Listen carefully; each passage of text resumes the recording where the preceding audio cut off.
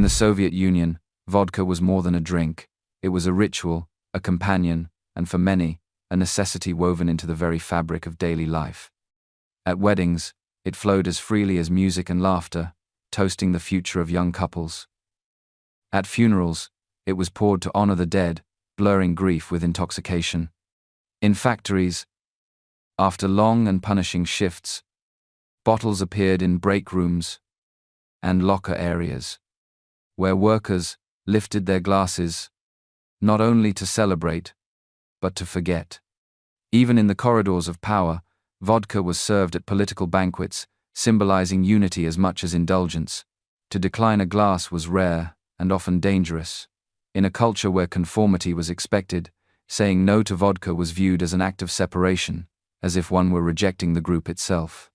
To refuse could spark suspicion, questions about loyalty, or whispers of arrogance. The drink bound people together, dissolving barriers between strangers and cementing bonds among friends and colleagues. Over time, this habit became a kind of social glue. Vodka was medicine for sorrow, an answer to boredom, and a way to mark every occasion. It soothed the exhaustion of daily labor and numbed the frustrations of a system that offered few outlets for personal expression.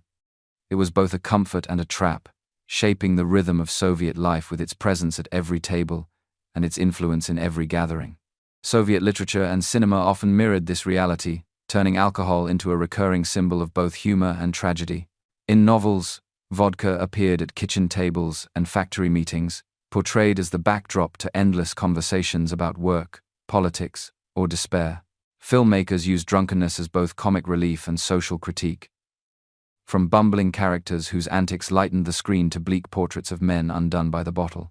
These depictions reflected everyday life so accurately that audiences laughed, winced, and recognized themselves. Art became another arena where the dependence on alcohol was laid bare, familiar and uncomfortably truthful. The Soviet government understood that vodka was more than a cultural habit. It was also a powerful economic instrument.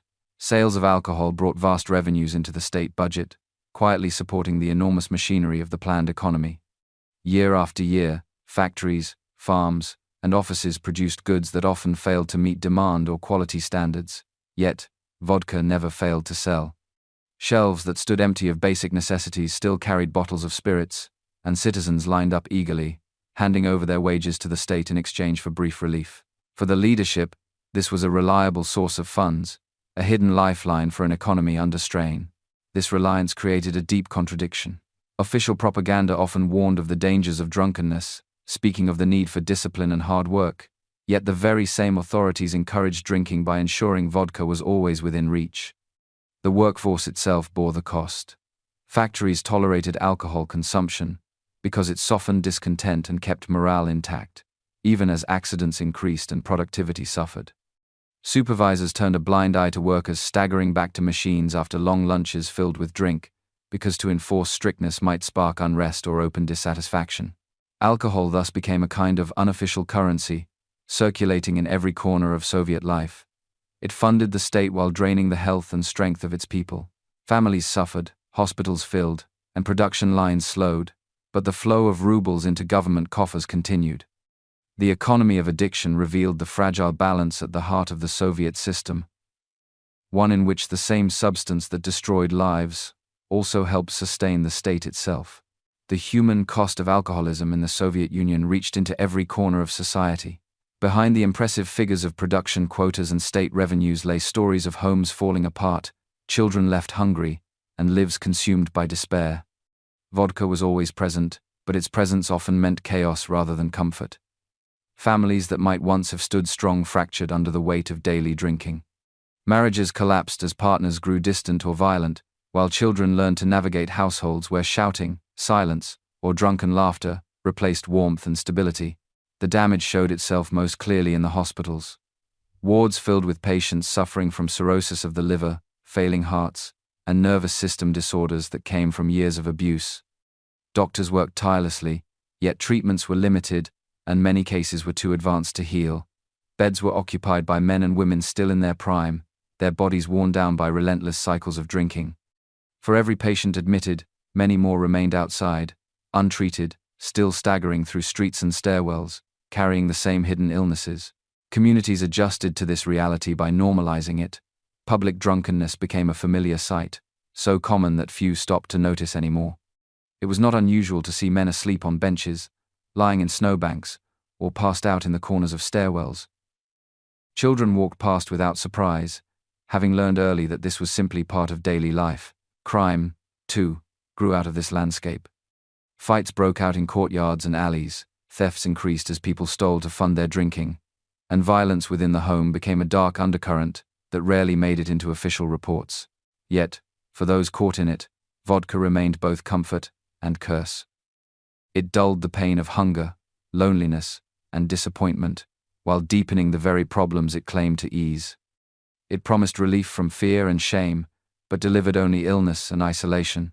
The human cost was measured not only in ruined health and shortened lives, but also in the silent suffering of countless children, partners, and families whose futures were quietly stolen by the bottle. When Mikhail Gorbachev came to power in the mid-1980s, he faced a nation whose health and productivity were being strangled by alcoholism. Factories slowed, families crumbled, and hospitals struggled to cope with the mounting toll. In response, he launched one of the most ambitious social campaigns in Soviet history, a nationwide effort to curb drinking and rescue society from its own dependence. The measures were sweeping.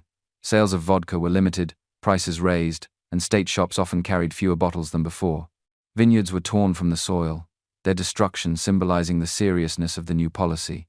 Weddings, holidays, and everyday gatherings suddenly faced restrictions, and for the first time in decades, vodka was no longer guaranteed to be at every table. The state even tried to promote healthier pastimes, encouraging sports, cultural events, and family activities as alternatives to drinking. For a brief moment, the results seemed promising. Consumption fell, life expectancy rose slightly, and productivity showed signs of improvement. Yet, beneath the surface, resentment grew. People accustomed to the ritual of vodka felt deprived. Black markets flourished as citizens turned to homemade samagon distilled in kitchens, garages, and sheds. Sugar vanished from store shelves as families used it to ferment their own alcohol. Corruption spread among officials who looked the other way or profited from the underground trade. The campaign also carried unintended consequences. While public drunkenness declined in some cities, the sense of control imposed from above reminded citizens of the state's heavy hand. For many, the crackdown became another symbol of restriction rather than liberation. When the campaign faltered, alcohol returned with even greater force. Bottles once again lined shelves, and drinking resumed its central role in daily life. The legacy of this brief struggle was complicated. It revealed the depth of the problem, and showed that even decisive state intervention could not easily undo decades of cultural dependence. The habits forged in the Soviet period did not vanish with its collapse. In the years that followed, post-Soviet societies continued to grapple with high rates of alcoholism, broken families, and public health crises linked to drinking. The scars left by the bottle remain etched into communities across Russia and beyond. A reminder that the empire of alcohol outlasted the empire that once tried, and failed, to control it.